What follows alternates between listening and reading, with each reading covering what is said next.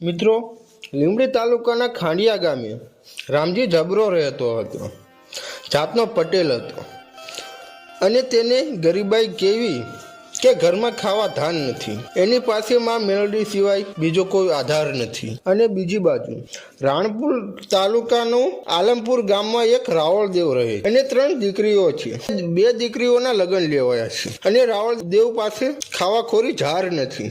એટલે રાવળદેવને થયું કે લાઈને રામજી જબરા પાસે જવું, કંઈ ટેકો કરશે. આવો વિચાર કરી ખાંડિયા જવા ચાલી નીકળ્યો. જ્યાં રામજી જબરો માં મેલડીના મઢમાં બેઠો છે ત્યાં આવીને રાવળદેવ ઉભા રહ્યા. ત્યારે રામજી જબરો બોલ્યો, આવો આવો મારા ભક્તા ભેખ, જેને ગરીબાઈ આંટો મારી ગઈ છે પણ હાથલો મોળો નથી. શું કામ? કે જેને મેલડી જેવો ધણી. એટલે સંધ્યા ટાણે ધૂપદીપ કર્યા અને પછી રાવળદેવ બોલ્યા કે હું તમારી પાસે એક આશા લઈને આવ્યો, માંગો મારા ભેખ. અને રાવળદેવ ચારેય બાજુ નજર કરે પણ ઘરમાં કાંઈ દેખાતું નથી. રાવળદેવે વિચાર કર્યો કે આની પાસે શું માંગુ. અને ત્યાં તો રામજી જબરો બોલ્યો, રાવળદેવ અચકાશો નહીં, માંગી લ્યો. રાવળદેવ બોલ્યા, રામજીભાઈ, મારા ઘેર મારી દીકરીઓના લગ્ન લેવાયા અને ઘરે ખોરી ઝાર નથી. એટલે રામજી જબરો બોલ્યો કે અત્યારે સુઈ જાઓ, મારી મેલડી બેઠી છે. અને રાત્રે રામજી જબરો ખાટલામાંથી ઊભો થાય છે. રાત્રે અને પગમાં પગરખા પહેર્યા. ત્યાં તો રાવળદેવ પણ જાગી ગયા અને બોલ્યા, રામજીભાઈ, મધરાત્રે ક્યાં ચાલ્યા? એટલે રામજી જબરો બોલ્યો, રાવળદેવ, તમને દેવા માટે મારી પાસે કાંઈ નથી, એટલે ચોરી કરવા જાઉં છું. એટલે રાવળદેવ બોલ્યા, રામજીભાઈ, તમે મારી દીકરીના લગ્ન માટે ચોરી કરવા જાઓ છો તો હું પણ તમારી સાથે આવીશ. અને પછી બંને ચોરી કરવા જાય છે. ત્યાં તો બંને પકડાઈ જાય છે. એટલે ધંધુકાની જેલમાં પૂરવામાં આવે છે. 2 દિવસ જેલમાં વીતી ગયા. એટલે રાવળદેવ બોલ્યા, રામજીભાઈ, કે ક્યાં ગઈ તમારી મેલડી? કે પછી ક્યાંક બાંધી દીધી છે તમારી મેલડીને? એટલે રામજી જબરાની આંખોમાંથી આંસુ આવી ગઈ. પછી રાવળદેવ બોલે,